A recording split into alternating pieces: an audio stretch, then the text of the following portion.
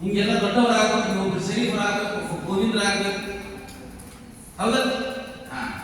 ಅದಕ್ಕಾಗಿ ಇದು ನೀತಿ ಪಾಠ ಆಗಲಿಕ್ಕೆ ಗುರುಗಳೇ ಕಲಿಸುವಂತ ಶಿಕ್ಷಣ ಬಗ್ಗೆ ಕಲಿಸಿಕೊಡ್ರಿ, ಸ್ವಲ್ಪ ಹೇಳಿಕೊಡ್ರಿ ಅನ್ನುವಂತ ಈ ಒಂದು ನೀತಿ ಪಾಠ ತಿಳಿದುಕೊಂಡು ಅಲ್ಲಿ ಬಂದು ಅಭ್ಯಾಸವನ್ನು ಮಾಡಾಕ್ತಿದ್ರು. ಅವಾಗ ಅವರು ಗುರು ಬೋಧೆಯನ್ನು ಕೊಟ್ಟರು. ಅಂತರಂಗದ ಗುರು ಬೋಧೆ ಯಾರಿಗೆ? ಶರೀಫರಿಗೆ. ಏನಂತ ಕೊಡ್ತಾರ? ಗುರುವೆಂಬ ಗಂಡ. ತಪ್ಪು ತಿಳ್ಕೊಬೇಡಿ, ಗುರು ಅಂದ್ರೆ ನಮ್ಮ ಗಂಡ ಇದ್ದ. ಹೌದಾ? ನೀವು ಪೂಜೆ ಮಾಡ್ಕೊಂಡಿರೋದ ಆ ದೇವರು ನಮಗೆ ಗಂಡ ಇದ್ದಂಗೆ, ಅಂದ್ರೆ ನಮ್ಮ ಯಜಮಾನ ಇದ್ದಂಗೆ. ದೇವರು ನಮ್ಮ ಯಜಮಾನ, ಗುರುವೆಂಬ ಗಂಡ, ಶಿಷ್ಯನೆಂಬ ಹೆಂಡತಿ. ಕೇಳಿರೋದು ವಿಚಿತ್ರವ, ನೋಡಿರೋದು ವಿಚಿತ್ರವ. ಗುರುವೆಂಬ ಗಂಡ, ಶಿಷ್ಯನೆಂಬ ಹೆಂಡತಿ ಒಡಗೂಡಲು ಕರ್ಣವೆಂಬ ಯೋನಿಯಲ್ಲಿ ಮಂತ್ರ ಪಾಠ ಅನ್ನುವಂಥದ್ದು ಹೋಗ್ತದೆ. ಕರ್ಣ ಅನ್ನುವಂಥದ್ದು ಈ ಜಾಗದ ಭಾಷೆ, ಪಾಠ ಅನ್ನುವಂಥದ್ದು ಕರ್ಣವೆಂಬ ಯೋನಿಯಲ್ಲಿ ಮಂತ್ರವೆಂಬ ವೀರ್ಯ ಚಲನೆಯಾಗಲು ಮನವಸರಾಯಿತು ನೋಡ. ಮನಸ್ಸು ಪಕ್ವವಾಗುತ್ತದ. ಆ ಕೆಲಸ ಯಾರು ಮಾಡ್ತಾರೆ ಅಂತಂದ್ರೆ ಈ ಎಲ್ಲ ಶಿಕ್ಷಕರು ಆ ಕೆಲಸವನ್ನು ಮಾಡಾಕ್ತಾರ. ಅಂತ ಜ್ಞಾನವನ್ನು ನೀವು ಪಡ್ಕೊಳ್ಳಾಕ ನಮಗೆ ಆಶೀರ್ವಾದಕ್ಕೂ ಒಳ್ಳೆ ಜ್ಞಾನವನ್ನು ಸಂಪಾದನೆ ಮಾಡಬೇಕು ಅಂತ ಇಚ್ಛಾ ಬಂತು. ಗುರುಗಳು ವೇದ, ಉಪನಿಷತ್ತು, ಭಗವದ್ಗೀತೆ, ಶಾಸ್ತ್ರ, ಪುರಾಣ, ಪುಣ್ಯಕಥೆ, ಸಂಸ್ಕೃತ ಪಾಠವನ್ನು ತಾವು ಕೊಟ್ಟಿರ್ತಕ್ಕಂಥ ಸಂಸ್ಕೃತ ಪಾಠ, ಜ್ಯೋತಿಷ ಶಾಸ್ತ್ರ, ಪಂಚಾಂಗ ಇವೆಲ್ಲವನ್ನು ಯಾರಿಗೆ ಕಲಿಸಿದ್ರು? ಶರೀಫರಿಗೆ ಕಲಿಸಿದ್ರು. ಯಾರು? ಅವಾಗ ಹೇಳ್ತಾನೆ, ಯಾರು? ಶರೀಫರು ಹೇಳ್ತಾರೆ. ಏನು ಕೇಳ್ತಾರ? ಏನಪ್ಪ ಅಂತ ಸರ್ವಜ್ಞಾನವನ್ನು ಬರೀ ಬದುಕು ಜ್ಞಾನವ, ಜಗತ್ತನ್ನು ಬದುಕಿಸುವಂತ ಜ್ಞಾನ ಕೊಡುವಂತ ನಮಗೆ ಗುರು ಸಿಕ್ಕಲ್ಲ ಅಂತೇಳಿ ವಾವ ಪೂಜೆ ಮಾಡ್ತಾನ. ಯಾರು? ದೊರಕಿದ ಗುರು ದೊರಕಿದ ಪರಮಾನಂದ ಬೋಧ ಅರುವಿನೊಳಗೆ ಬಂದು, ಪರಮಾನಂದ ಬೋಧ ಅರುವಿನೊಳಗೆ ಬಂದು ದೊರಕಿದ ಗುರು ದೊರಕಿದ.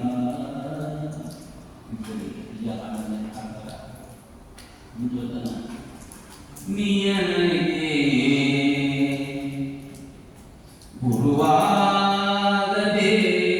ಗುರುವಾಗಬೇಕೆಂದು, ನೀಯನಿಗೆ ಗುರುವಾಗಬೇಕೆಂದು ಸ್ಮರಣೆ ಮಾಡಬೇಕು. ನಾವು ಒಳ್ಳೆ ಗುರುಗಳನ್ನು ಏನ್ ಮಾಡಬೇಕು? ಸ್ಮರಣೆ ಮಾಡಬೇಕು. ನೀಯನಿಗೆ ಗುರುವಾಗಬೇಕೆಂದು ಅನಂತ ಕಾಲ ತಪ್ಪಿಸಿರಬೇಕು. ಅನಂತ ಕಾಲ ತಪ್ಪಿಸಿರಬೇಕು. ಅಂತೆಯೇ ನೀನು ಗುರುವಾದೆ. ನೀವು ನಿಮ್ಮಂತ ಗುರುಗಳು ನನ್ನ ಗುರು ಆಗಬೇಕಂದ್ರೆ ಅನಂತ ಕಾಲ ನಾನು ತಪಸ್ಸು ಮಾಡಿರ್ಬೇಕು. ಅಂತೆಯೇ ನೀನು ಗುರುವಾದೆ, ಅಂತೆಯೇ ನಾನು ಶಿಷ್ಯನಾದೆ. ಚಂದ ಇರ್ತದ? ಚಂದ ಇರ್ತದೆ. ಅಂತೆಯೇ ನಾನು ಶಿಷ್ಯನಾದೆ.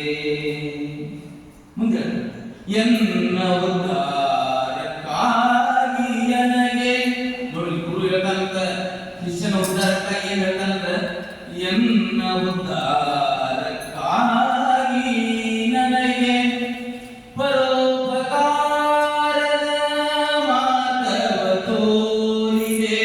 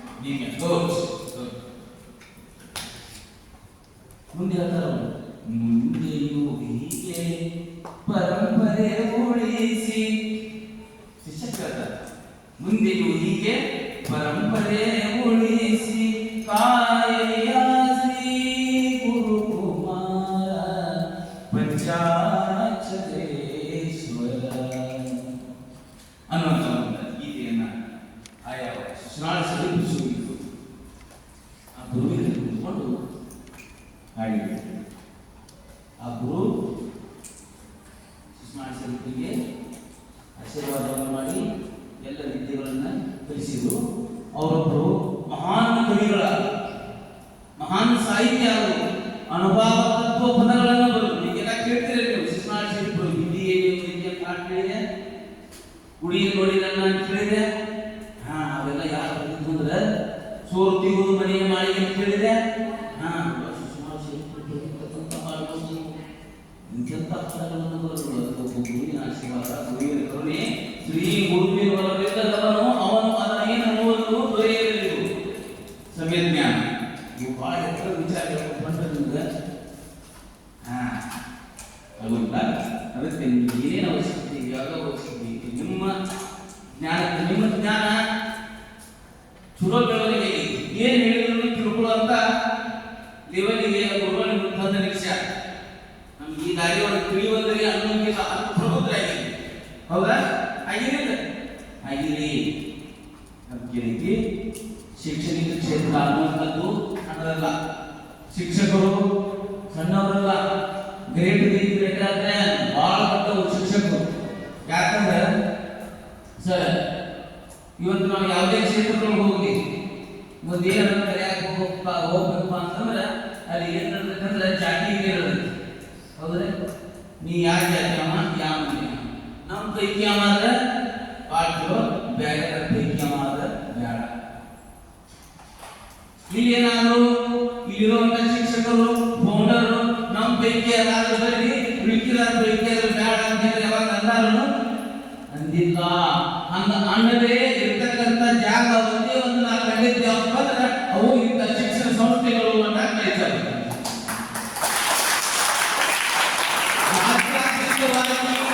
ಸಮಾಜಕ್ಕೆ ಏನಾದರೂ ಹಿರಿಯಾಗಿರ್ತಕ್ಕಂಥ ಸಂಸ್ಥೆಗಳು ಯಾವಪ್ಪ ಅಂದ್ರೆ ಶಿಕ್ಷಣ ಸಂಸ್ಥೆಗಳ ಮಾತ್ರ ಹೊರತು ಅದನ್ನು ಹೊರತುಪಡಿಸಿ ಬೇರೆ ಕಡೆ ಎಲ್ಲಿ ಹುಡುಕಾಡ್ತಾರೆ ನಾನು ಕಾಣತ್ತೇ ಇಲ್ಲ.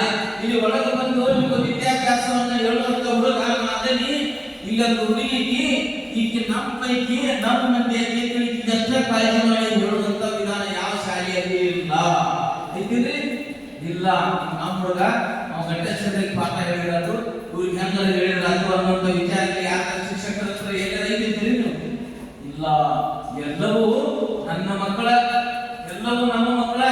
ನಮ್ಮ ಜಾತಿ, ಧರ್ಮ, ಕುಟುಂಬ ಏನಿಲ್ಲ, ನಮ್ಗೆ ಒಂದೇ ಯಾವಪ್ಪ ಅಂತಂದ್ರೆ ಪಾರದರ್ಶಕ ಶಿಕ್ಷಣ ಅನ್ನುವಂಥ ಜಾತಿ, ಅದೇ ಧರ್ಮ ಅನ್ನುವಂಥ ಆಧಾರದ ಮೇಲೆ ಶೈಕ್ಷಣಿಕ ಕ್ಷೇತ್ರಗಳು ಮಾತ್ರ ಉಳ್ಕೊಂಡಿರ್ತೀವಿ. ಜಾತ್ಯಾತೀತ ಮನೋಭಾವನೆ ಹೇಳ್ತಾ ಶಿಕ್ಷಕರು ಅವರು ಅಕ್ಷರ ಬ್ರಹ್ಮ ಶಿಕ್ಷಕರು.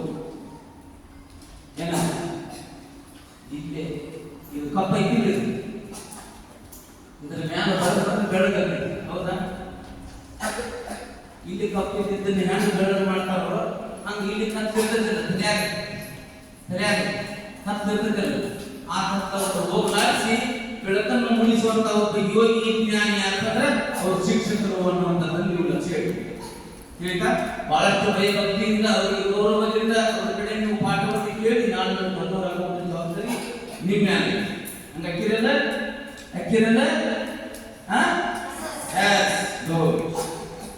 ಅಥರ್ಕಾದ ಒಬ್ಬ ಶಿಕ್ಷಕರು ಸರ್, ಅಥರ್ಕ ಬಿಜಾಪುರ ಜಿಲ್ಲಾ ಇಂಡಿ ತಾಲೂಕು ರೇವಣತ್ ಮಾಸ್ತರ್ ಅಂತ ಹೇಳಿ, ರೇವಣತ್ ಮಾಸ್ತರ್ ಅವ್ರ ಮಗ ತಿಳ್ಕೊಂಡ್ರೆ ಚಿತಿ ತಗೊಂಡ್ರು. ಮತ್ತೆ ನಿಮ್ಮ ಮಗ ತಿಳ್ಕೊಂಡ್ರಿ ಆ ಚಿತಿ ಓದಿ ನೋಡಿ ಡಬ್ಬ ಹಾಕಿ ಮತ್ತೆ ಪಾಠ ಮಾಡಿ ನನ್ನ ಮಗ ಸತ್ಯದಂತೂ ಕರೆ ಐತಿ. ಮತ್ತು ಅವನಂತಂದ್ರೆ ನಾವು ಓದ್ರು ಬೆಳೀತಾರಕ್ಕಾಗಲ್ಲ. ಆ ಸತ್ತಾನಂತೇಳಿ ನನ್ನ ಶಾಲೆಯೊಳಗೆ ಇರುವಂಥ ಕ್ಲಾಸ್ನಲ್ಲಿ ಇರುವಂಥ 40 ಮಕ್ಕಳು ವಿದ್ಯಾಭ್ಯಾಸ ಬಂದ್ ಮಾಡಿ ಅವ್ರನ್ಯಾಕ ನಾನು ಕಡಿಮೆ ಮಾಡಕ್ಕೆ ಹೋಗಿ ನಾ ಈ ಸದ್ಯ ಬರೋದಿಲ್ಲ, ಕ್ಲಾಸ್ ಮುಗಿಸಿ ಬರ್ತೇನೆ ಅಂದ್ರೆ ಊಟಕ್ಕೆ ಬಿಟ್ಟಾಗ ಹೋಗಿ ಹುಡುಗನ ಮನೆ ಜಗಳ ಮಾಡಿ ಹೇಳಿ 3 ಗಂಟೆಗೆ ಪಾಠ ಅವ್ರು ದೇವಸ್ಥಾನ ಕಟ್ಟ್ಯಾರ. ಯಾಕಂದ್ರೆ ಅವ್ರು ದೇವಸ್ಥಾನ ಕಟ್ಟ್ಯಾರ, ದೇವಸ್ಥಾನ ಕಟ್ಟ್ಯಾರ, ತೇರ ಕಟ್ಟಿ, ಜಾತ್ರೆ ಕಟ್ಟಿ, ಪದ್ದಕ್ಕಿ ಒಳಗ ಫೋಟೋ ಇಟ್ಟು ಮೆರೆಸ್ತಾರ. ಮಕ್ಕಳು ವಿದ್ಯಾವಂತರಾಗಂತೇಳಿ ಪದ್ದಕ್ಕಿ ಬರಾಕಂತಪ್ಪ ಅಂದ್ರೆ ಪದ್ದಕ್ಕಿ ಹುಡುಗ ಹೋಗಲ್ ಮಾಡ್ತಾರೆ. ಇಂಥ ಶಿಕ್ಷಕರಿಂದ ನಮ್ಮ ನಾಡು ಶ್ರೀಮಂತಾಗಿದೆ.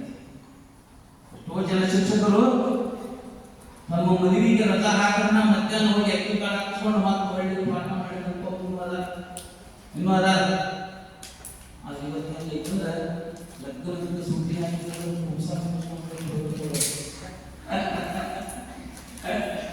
ನಾಳೆ ನಾಳೆ ಎಲ್ಲಿ ಬರ್ತೈತೆ ನಾಲ್ಕು ದಿವಸ ಮತ್ತೆ ಅಡ್ವಾನ್ಸ್ ಸುದ್ದಿ ಹಾಕೋದ ಅದ ಇಲ್ಲ ಅಂತ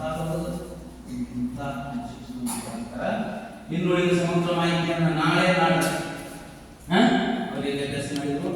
ಹೆಂಗ ಅವರಿಗೆ ನಾವು ನೀವು ಸಾಧಿಸಾಕ ಸಾಧ್ಯತೆ ಇಲ್ಲದ ಇರುವಂತಹದ್ದನ್ನು ಆ ಶರೀರ ಶಿವರಿಗೆ ಯಾಕೆ ಸಾಧಿಸಿದ್ರು, ಸಾಧನೆಯ ಹಾದಿ ಯಾವುದು, ನೀವು ಹಂಗಾಗಂದ್ರೆ ಏನ್ ಮಾಡಬೇಕು ಅನ್ನುವಂಥ ವಿಚಾರವನ್ನ ಸಮಗ್ರವಾಗಿ ನಾಳೆ ನಾಳೆ ನೋಡೋಣ. ಹಂಗ ಮಾಡೋಣ. ಓಕೆ, ಥ್ಯಾಂಕ್ ಯು, ಧನ್ಯವಾದ.